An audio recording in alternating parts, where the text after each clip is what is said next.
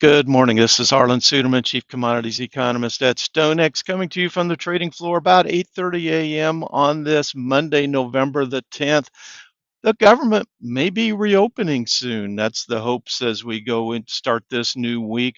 There was some negotiation that happened over the weekend with two Democrats from New Hampshire and an independent from Maine brokering a deal with Republicans that allowed them to not to reopen yet. We're not there yet, but at least get the CR, the continuing resolution to fund the government, to the floor. They brokered a deal in the Senate that blocked it from voting on the CR to fund the government. Now, that doesn't automatically restart the government, but it is the first step in that direction. The Senate requires 60 votes to bring a measure to the floor for a vote. The Republicans have a narrow majority in the Senate, but they lack the 60 votes necessary to bring the CR approved by the House back in September to the floor for a vote.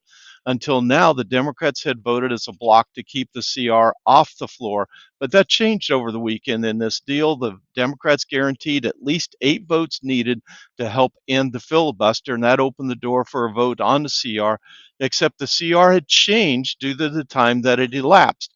The CR would fund the government through January 30th. That's one big change. Previously, it had been through mid-November. Well, we're there now, so it needed to be changed to January 30th. Unfortunately, we might go through this again on January 30th. However, the CR also included funding for the remainder of the fiscal year, which is until September 30th, for U.S. Department of Agriculture and the USDA, the Food and Drug Administration, the FDA, the Department of Veterans Affairs, the VA, military construction projects, and the operations of Congress. Additional procedure votes must take place to advance the CR in the Senate, and remaining Democrats do not have enough votes to block it, but they have indicated they will delay it as long as the rules allow them to delay it, allow on these procedural votes. Following final passage, this changed CR then must go back to the House of Representatives, where House Minority Leader Jeffries has vowed to fight it. The Republicans have enough votes there to pass it if they all vote as a block, which is yet unknown, but assuming that will happen. Assuming this passes, this CR would guarantee that all federal civilian employees laid off during the shutdown are reinstated in their jobs and gives all employees back pay.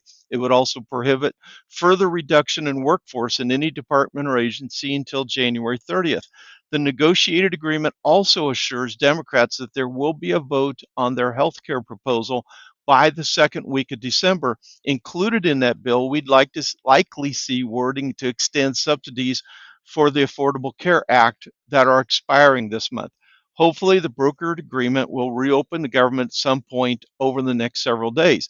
Couple of other implications of this.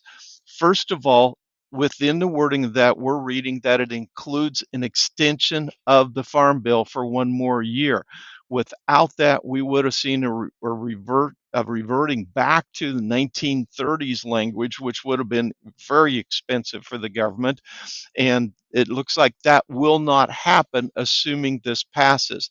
So an extension of the Farm Bill, the remaining factors that were not passed in the One Big Beautiful Bill this summer, so-called, extending the legislation. And there were some changes within that, particularly in conservation funding. There were some areas that lacked funding, others that were continued funding. But overall, the Farm Bill itself extended for another year. The USDA is expected to reopen, well, not reopen, but what this says is that if we do have another government shutdown, and this passes, but we have another government shutdown on January 30th, USDA has the funding to stay open. VA benefits would not be in doubt anymore either. Military construction projects would keep going. FDA would keep going. Now, regardless of whether this reopens the government this week or not, we will get a USDA crop report on Friday. USDA had previously pulled together the resources to do that. That will include the critical production estimates for corn and soybeans for this year's crops. It'll include some revisions possibly on the demand side of the ledger as well. That'll be a good reset. Also, later today, we get the data from the Federal Grain Inspection Service, which will take a look at export inspections in the past week.